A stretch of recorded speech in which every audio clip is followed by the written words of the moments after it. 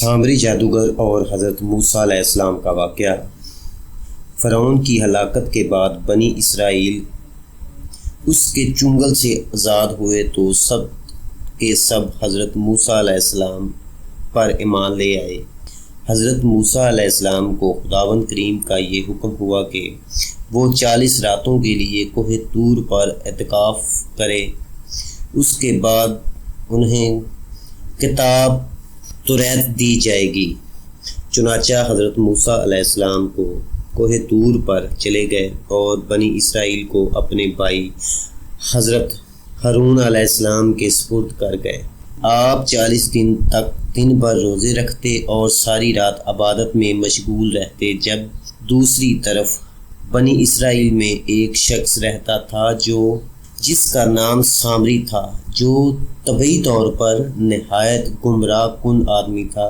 ان کی ماں نے برداری میں رسوائی اور بدنامی کے ڈر سے اس کو پیدا ہوتے ہی پہاڑ کی ایک غار میں چھوڑ دیا تھا۔ حضرت جبرائیل علیہ السلام نے اللہ تبارک و تعالیٰ کے حکم سے اس کو اپنی انگلی سے دودھ پلا کر پالا۔ یہی وجہ تھی کہ یہ حضرت جبرائیل علیہ السلام کو پہچانتا تھا۔ اس کا پورا نام موسیٰ سامری ہے اور حضرت موسیٰ علیہ السلام کا نام بھی موسیٰ ہے۔ موسیٰ سامری کو حضرت جبرائیل علیہ السلام نے پالا تھا اور حضرت موسیٰ علیہ السلام کی پرورش فرعون کے گھر ہوئی تھی، مگر خدا کی شان کے فرعون کے گھر پرورش پانے والا حضرت موسیٰ علیہ السلام خدا کے رسول ہوئے، اور موسیٰ سامری جو حضرت جبرائیل علیہ السلام کا پالا ہوا تھا وہ کافر ہوا۔ جن دنوں حضرت موسیٰ علیہ السلام کوہ طور پر اللہ کی عبادت میں مشغول تھے، وہاں سامری نے آپ کی غیر موجودگی کو غنیمت جانا اور اس نے بنی اسرائیل کے سونے چاندی کے زیورات کو پگھلا کر اس سے ایک بچڑا بنایا۔ پھر حضرت جبرائیل علیہ السلام کے گھوڑے کے قدموں کی خاک جو اس کے پاس محفوظ تھی، اس نے وہ خاک بچڑے کے منہ میں ڈال دی تو وہ بچڑا بولنے لگا۔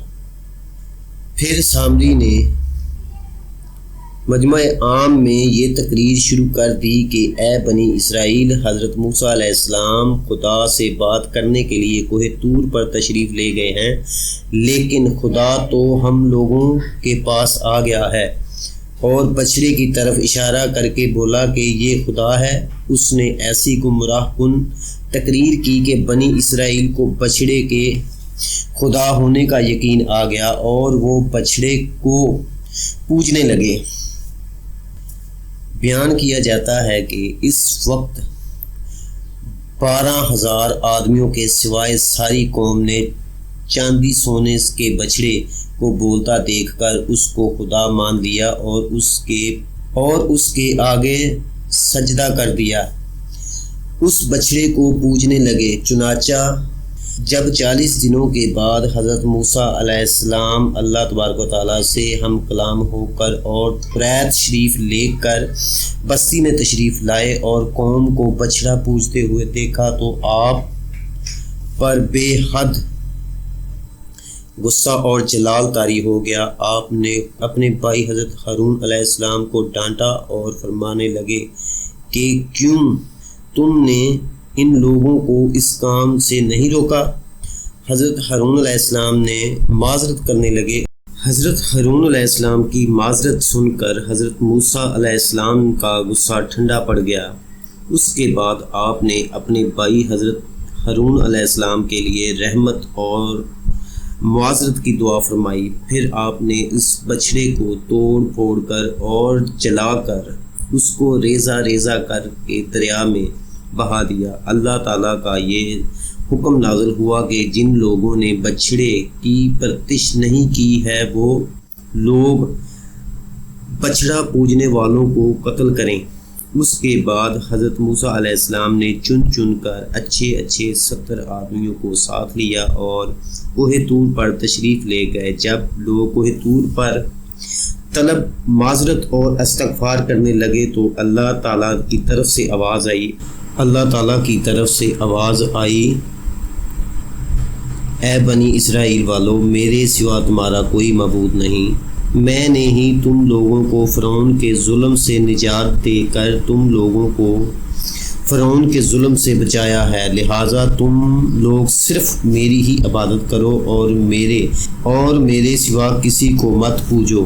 اللہ تعالیٰ کا یہ کلام سن کر یہ 70 آدمی یک زبان ہو کر کہنے لگے کہ اے موسیٰ علیہ السلام، ہم ہرگز آپ کی بات نہیں مانیں گے جب تک ہم اللہ تعالیٰ کو اپنے سامنے نہ دیکھ لیں۔